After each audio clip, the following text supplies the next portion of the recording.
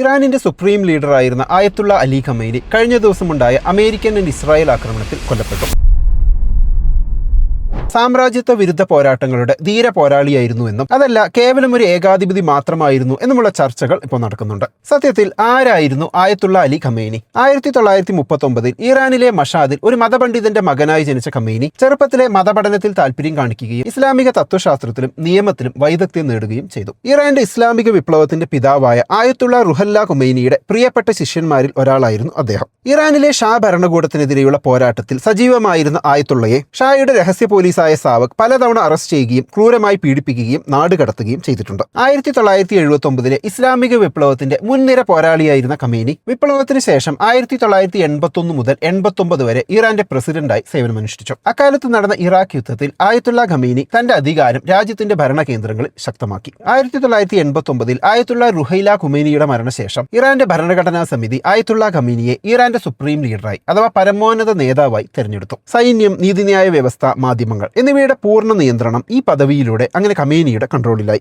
തുടർന്ന് മരണം വരെ നീണ്ടുനിന്ന അദ്ദേഹത്തിന്റെ ഭരണകാലയളവിനെ നമുക്ക് രണ്ട് രീതിയിൽ നോക്കിക്കാണാം. ഒന്ന്, പതിറ്റാണ്ടുകൾ നീണ്ടുനിന്ന അമേരിക്ക പോലുള്ള രാജ്യങ്ങളുടെ കനത്ത ഉപരോധങ്ങൾക്കിടയിലും ഇറാന്റെ രാഷ്ട്രീയ സ്ഥിരത നിലനിർത്താൻ അദ്ദേഹത്തിന് കഴിഞ്ഞു എന്നതാണ്. അതിന് ഖമൈനിക്ക് കഴിഞ്ഞതാകട്ടെ പ്രതിരോധത്തിലും സായുധ സാങ്കേതിക വിദ്യയിലും നടത്തിയ നിക്ഷേപത്തിന്റെ റിസൾട്ടാണ്. എന്നാൽ ഇതിനപ്പുറം ഭരണകൂട ഭീകരതയുടെ ഒരു ക്രൂരമായ വേർഷനായിരുന്നു ഖമൈനിയുടെ നേതൃത്വത്തിലുള്ള ഇറാന്റെ ഭരണകൂടം. 1988 അദ്ദേഹം പ്രസിഡന്റായിരുന്ന കാലത്ത് അദ്ദേഹത്തിന് പിന്തുണയോടുകൂടി നടന്ന രാഷ്ട്രീയ തടവുകാരുടെ കൂട്ടക്കൊല. ഇറാനിയൻ വിപ്ലവകാലത്ത് ഷാ ഭരണകൂടത്തെ താഴെയിറക്കാൻ മുല്ലമാരെ സഹായിച്ച ഇറാനിയൻ കമ്മ്യൂണിസ്റ്റുകളെയും ഭരണകൂടത്തോട് താല്പര്യമില്ലാത്ത മനുഷ്യരെയും ക്രൂരമായി കശാപ്പ് ചെയ്ത നടപടിയായിരുന്നു. ആയത്തുള്ള ഖമൈനി ഒരു തീവ്ര ഷിയ മുസ്ലിം മതവിശ്വാസിയായിരുന്നു. അതുകൊണ്ട് തന്നെ തന്റെ ഭരണകാലത്ത് വളരെ കർശനമായ മതനിയമങ്ങൾ അയാൾ ഇറാന് നടപ്പിലാക്കി. വിവാഹം, വിവാഹമോചനം, യാത്ര തുടങ്ങിയ കാര്യങ്ങളിൽ പുരുഷാധിപത്യപരമായ നിയമങ്ങൾ കർശനമായി ഖമൈനി നടപ്പിലാക്കി. പെൺകുട്ടികളുടെ വിവാഹപ്രായം കുറച്ചും സ്വത്തിനുമേൽ പുരുഷന്മാർക്ക് കൂടുതൽ അധികാരം നൽകിയും നിയമനിർമ്മാണം നടത്തിയ അദ്ദേഹം ക്യാപിറ്റൽ പണിഷ്മെന്റ് അഥവാ വധശിക്ഷയെ രാജ്യത്തിന്റെ പ്രധാന ശിക്ഷാരീതിയാക്കി മാറ്റി.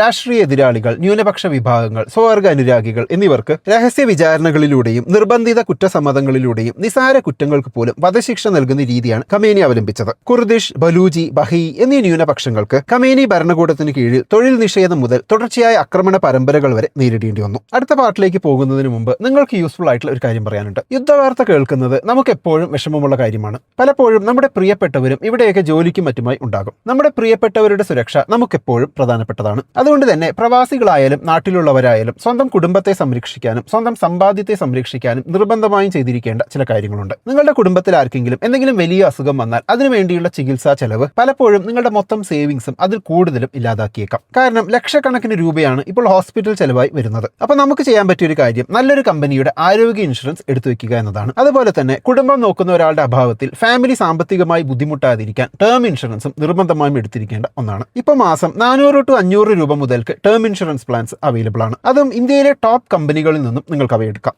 അതിനുവേണ്ടിയുള്ള ലിങ്ക് ഞാൻ വീഡിയോയുടെ ഡിസ്ക്രിപ്ഷനിലും കമന്റ് ബോക്സിലും കൊടുത്തിട്ടുണ്ട്. ടേം ഇൻഷുറൻസിന് 2 കോടിയും ഹെൽത്ത് ഇൻഷുറൻസിന് 1 കോടി വരെയൊക്കെ കവറേജ് കിട്ടും. ഇപ്പോൾ ടേം ഇൻഷുറൻസ് എടുക്കുമ്പോൾ 15% വരെ ഡിസ്കൗണ്ടും കിട്ടുന്നുണ്ട്. ഹെൽത്ത് ഇൻഷുറൻസിനാണെങ്കിൽ 25% വരെ ഡിസ്കൗണ്ട് ഉണ്ട്. പ്രവാസികൾക്ക് ഇവ രണ്ടും, അതായത് ടേം ഇൻഷുറൻസും ഹെൽത്ത് ഇൻഷുറൻസും വിദേശത്ത് നിന്ന് എടുക്കുന്നതിനേക്കാൾ കുറഞ്ഞ ചെലവിൽ ഇന്ത്യയിൽ നിന്ന് എടുക്കാൻ പറ്റും. ടേം ഇൻഷുറൻസ് ആണെങ്കിൽ നാട്ടിൽ 30 മുതൽ 50% വരെ വിലക്കുറവിലും ഹെൽത്ത് ഇൻഷുറൻസ് 35% വരെ കുറഞ്ഞ ചെലവിലും എടുക്കാൻ പറ്റും. അതിനുവേണ്ടി ഡിസ്ക്രിപ്ഷനിലും കമന്റ് ബോക്സിലും കൊടുത്തിട്ടുള്ള ലിങ്ക് ചെക്ക് ചെയ്താൽ മതി, അല്ലെങ്കിൽ ഈ QR കോഡ് സ്കാൻ ചെയ്താലും മതി. അപ്പൊ നമുക്കിനി വീഡിയോയിലേക്ക് തിരിച്ചു വരാം. സ്ത്രീകൾ ഇറാനിൽ നേരിടുന്ന വിവേചനത്തെ പറ്റി സൂചിപ്പിച്ചിരുന്നല്ലോ. അതിന്റെ ഏറ്റവും വലിയ അവസാനത്തെ ഉദാഹരണമാണ് ഹിജാബ് ധരിച്ചില്ല എന്ന പേരിൽ മഹ്സ അമീനി എന്ന ഇറാനിയൻ പെൺകുട്ടി നേരിട്ട ഇറാനിയൻ മത പോലീസിന്റെ ആക്രമണവും തുടർന്നുണ്ടായ അവരുടെ മരണവും. 2022 മഹ്സ അമീനി സംഭവത്തെ തുടർന്ന് ഇറാനിലുണ്ടായ പ്രതിഷേധങ്ങളെയാകട്ടെ ഖമൈനി പോലീസിനെയും സൈന്യത്തെയും ഉപയോഗിച്ച് അടിച്ചമർത്തുകയാണ് ചെയ്തത്. മഹ്സ അമീനി പ്രതിഷേധങ്ങളെ മാത്രമല്ല 2009 തെരഞ്ഞെടുപ്പുകളെ അട്ടിമറിക്കുന്നു എന്ന് ആരോപിച്ച് നടന്ന ഗ്രീൻ മൂവ്മെന്റിനെയും 2019 രാജ്യം നേരിടുന്ന സാമ്പത്തിക പ്രശ്നങ്ങളെ ചൂണ്ടിക്കാണിച്ച് നടന്ന പ്രതിഷേധങ്ങളെയും വളരെ ക്രൂരമായാണ് ഖമൈനി നേരിട്ടത്. അപ്പൊ ഈ സംഭവങ്ങൾക്കൊക്കെ ഇടയിലാണ് ഇസ്രായേലും അമേരിക്കയും ചേർന്ന് ഇറാനെ ആക്രമിക്കുകയും ഇറാൻ ഇസ്രായേലിലേക്കും അറബ് രാജ്യങ്ങളിലേക്കും കനത്ത ബോംബ് വർഷം നടത്തി ഒരു വലിയ ഭീകര അന്തരീക്ഷം സൃഷ്ടിക്കുന്ന ഇന്നത്തെ സാഹചര്യം ഉണ്ടായത്. എന്തിനാണ് ഇവർ യുദ്ധം ചെയ്യുന്നത്?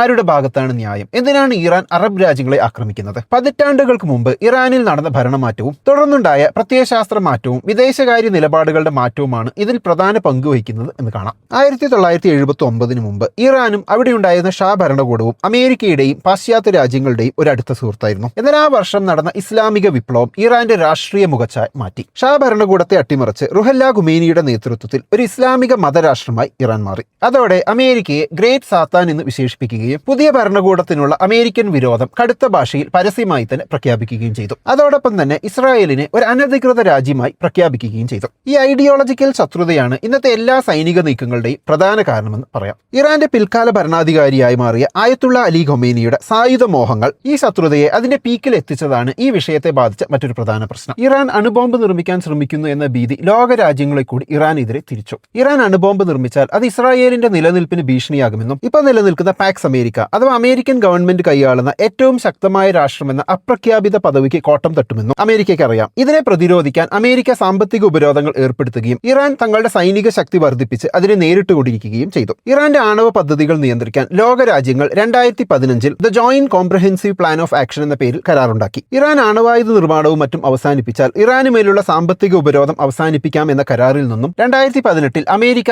ഏകപക്ഷീയമായി പിന്മാറിയത് വീണ്ടും സംഘർഷങ്ങൾക്ക് വഴിയൊരുക്കി. പിന്നീട് 2023 ഒക്ടോബർ 7 ഹമാസ് ഇസ്രായേലിനെ ആക്രമിച്ചതിന് പിന്നിൽ ഇറാന്റെ പിന്തുണയുണ്ടെന്ന് ഇസ്രായേൽ ആരോപിക്കുകയും അതിന് മറുപടി എന്നോണം ഇറാന്റെ സപ്പോർട്ടുള്ള ഹമാസിനെയും ഹിസ്ബുള്ളയെയും ഇസ്രായേൽ ശക്തമായി ആക്രമിച്ചു. ഇതിന് മറുപടിയായി ഇറാൻ ചരിത്രത്തിലാദ്യമായി ഇസ്രായേലിന് നേരിട്ട് മിസൈൽ ആക്രമണം നടത്തുകയും ചെയ്തതോടെ ഇന്ന് നാം കാണുന്ന പ്രത്യക്ഷ ആക്രമണങ്ങൾ ആരംഭിച്ചു എന്ന് പറയാം. ഇതിനൊക്കെ പുറമെ സുന്നി രാജ്യമായ സൗദി അറേബ്യ ഷിയ രാജ്യമായ ഇറാന്റെ ലീഡർഷിപ്പിനെ ഇല്ലാതാക്കാൻ ട്രംപിനെ ഇൻഫ്ലുവൻസ് ചെയ്തിട്ടുണ്ടെന്ന് റിപ്പോർട്ട്സ് ഉണ്ട്. ഇറാന്റെ പ്രോക്സീസിലൂടെയുള്ള ഡീസ്റ്റെബിലൈസേഷൻ തടയാൻ വേണ്ടിയാണ് സൗദി ഇങ്ങനെ ചെയ്തതെന്ന് ഊഹിക്കപ്പെടുന്നു. ഇനി മറ്റൊരു നെറേറ്റീവ്, എപ്സ്റ്റീൻ ഫയൽസിന്റെ പ്രശ്നത്തിൽ പെട്ടുകിടക്കുന്ന ട്രംപും അഴിമതി ആരോപണം നേരിടുന്ന നെതാന്യാഹുവും അതിൽ നിന്ന് ശ്രദ്ധ തിരിച്ചുവിടാൻ വേണ്ടി തുടങ്ങിയതാണ് ഇപ്പോഴത്തെ യുദ്ധം എന്നും പറയപ്പെടുന്നുണ്ട്. 2024 ഒക്ടോബർ മുതൽ ഇറാൻ 200ഓളം ബാലിസ്റ്റിക് മിസൈലുകൾ ഇസ്രായേലിലേക്ക് അയച്ചിട്ടുണ്ട്. ഇസ്രായേൽ ആകട്ടെ ഇറാന്റെ സൈനിക താവളങ്ങൾ ആക്രമിച്ച് ഈ പരമ്പര തുടർന്നതാണ് കാര്യങ്ങൾ ഇത്രയും വഷളാക്കിയത്. മിഡിൽ ഈസ്റ്റിലെ വെറുമൊരു രാജ്യം എന്നതിലുപരി ഒരു മഹാശക്തിയായി മാറാനാണ് ഇറാൻ ശ്രമിക്കുന്നത്. ഇറാഖ്, സിറിയ, ലെബനൻ, യമൻ തുടങ്ങിയ രാജ്യങ്ങളിൽ ആക്സിസ് ഓഫ് റെസിസ്റ്റൻസ് എന്ന പേരിൽ അനുകൂല ഗ്രൂപ്പുകളെ ഇറാൻ വളർത്തിയെടുക്കുന്നുണ്ട്.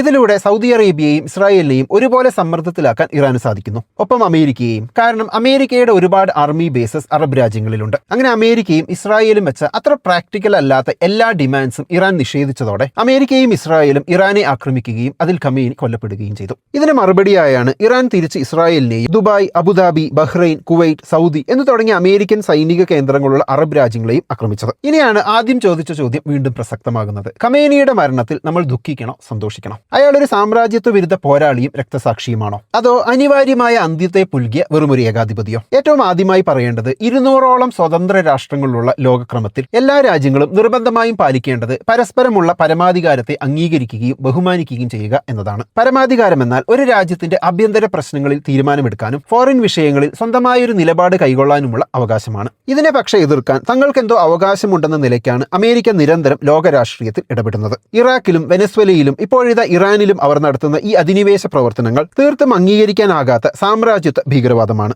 അതിനെ കാണാതെ ഈ വിഷയത്തെ പരിഗണിക്കുന്നത് തന്നെ ആ അർത്ഥത്തിൽ പ്രശ്നമാണ്. ഉദാഹരണത്തിന്, നാളെ അമേരിക്കയ്ക്ക് താല്പര്യമില്ലാത്ത ഒരു നിലപാട് ഇന്ത്യ സ്വീകരിച്ചു എന്നതിന്റെ പേരിൽ അമേരിക്കൻ സൈന്യം ഇന്ത്യയിലെത്തി നമ്മുടെ പ്രധാനമന്ത്രിയെയും ഭരണകൂടത്തെയും പുറത്താക്കുന്നത് ഒന്ന് ആലോചിച്ചു നോക്കൂ. അത്രയും ഭീകരമാണ് അമേരിക്കൻ സാമ്രാജ്യത്വം നിലവിൽ സ്വീകരിക്കുന്ന നിലപാടുകൾ. എന്നാൽ ഈ അമേരിക്കൻ ഗർവിനെ എതിർത്ത ഒരു നേതാവ് എന്ന നിലയ്ക്ക് ഖമീനിയെ പരിഗണിക്കേണ്ടതുണ്ടോ? അയാൾക്കുണ്ടായിരുന്ന സാമ്രാജ്യത്വ വിരുദ്ധത എന്നത് ലോകത്ത് കാണാവുന്ന എല്ലാ വൃത്തികേടുകളും ചെയ്തു വെച്ച ശേഷം സ്വന്തം സിംഹാസനം ഇളകുമെന്ന ഭയം ഒന്നുകൊണ്ട് മാത്രം ഉണ്ടായ പ്രതികരണമാണെന്ന് നാം തിരിച്ചറിയണം. ഖമീനി അയാളുടെ ജീവിതകാലത്ത് സ്വീകരിച്ച മുഴുവൻ സാമ്രാജ്യത്വ നിലപാടുകളും തന്റെ കശാപ്പുശാലയുടെ ഉടമസ്ഥാവകാശം തുടരാൻ വേണ്ടി മാത്രമായിരുന്നു. അല്ലാതെ വർഗസമരത്തിന്റെ ആശയപ്രചരണത്തിന് വേണ്ടി ആയിരുന്നില്ല എന്നതാണ് സത്യം. തബാസ് മൈനിലും രാജേ പോർട്ടിലും സാധാരണക്കാരിൽ സാധാരണക്കാരായ തൊഴിലാളികളെ മനുഷ്യരായി പോലും പരിഗണിക്കാത്ത ഇറാൻ ഭരണകൂടം അമേരിക്കയ്ക്കെതിരെ 4 മിസൈൽ വിട്ടാൽ സാമ്രാജ്യത്വ വിരുദ്ധ മുന്നണി പോരാളിയാകുമെന്ന് തൽക്കാലം കരുതാൻ വയ്യ. ഈ പറഞ്ഞതിനർത്ഥം ഇറാനിൽ അമേരിക്ക ഇസ്രായേലിനൊപ്പം നടത്തിയ ക്യാപിറ്റലിസ്റ്റ് ആക്രമണം ന്യായീകരിക്കാനോ അത് ശരിയാണെന്ന് പറയാനോ അല്ല. പക്ഷെ ഖമേനി ഒരു പരിപൂർണ മത ഫാസിസ്റ്റ് ഭരണകൂടത്തിന്റെ അധിപനായിരുന്നുവെന്നും പൊറുതിമുട്ടി അയാളുടെ ഭരണത്തിനെതിരെ പ്രതിഷേധിച്ച